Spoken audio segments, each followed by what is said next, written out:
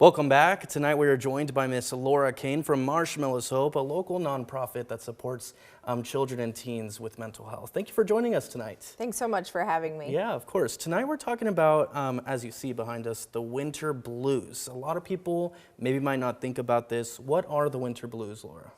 Well, the winter blues usually describe a temporary dip in our mood, feeling more tired, less motivated, or a bit down during the colder months. People can still function in their day-to-day, but it really just takes a dip in our mood and slows us down. Yeah, I think a lot of people maybe notice that during the colder months.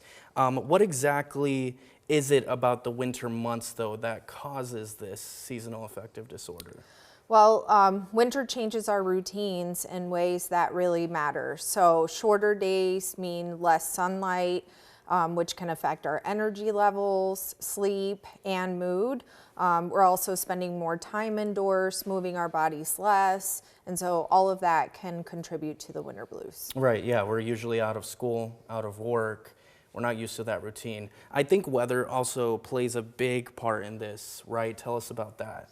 Absolutely. Vitamin D deficiency happens during the winter. We're getting a lot less sunlight, natural lighting. And so it is important that we are creating our own light when we are experiencing this. And a lot of children, let's switch gears a little bit. I like what you said about creating that artificial light to help you out, but switching gears to your children. Your children are home from school. A lot of our children are home from school. How do you help them out with their mental health during the Christmas months, the winter months? Well, we want to make sure that we stay in communication with them, right?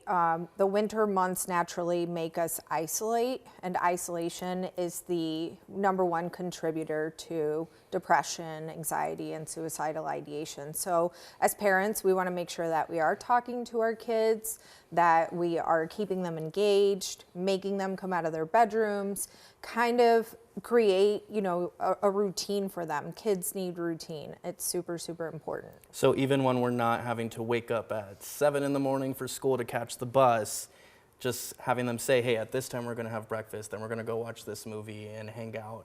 Keeping them out of the room, I think, is probably a really good tip tonight. Absolutely. The less isolated that they feel, the less chances of risk if they are feeling depressed that parents will experience. Put on Elf, watch a Christmas movie, hang out with them. Something to bring the joy this holiday season. Let's talk a little bit about, obviously, our viewers. Being there for children is really important, but if you can't even be there for yourself, then how are you going to be there for your kids, right? So what do you want to say about self-regulation during the winter holiday? Well, during the winter holidays, it's important that we create our own routines, right? Whether it's waking up in the morning, meditating, journaling is a great form of getting our feelings and our emotions out.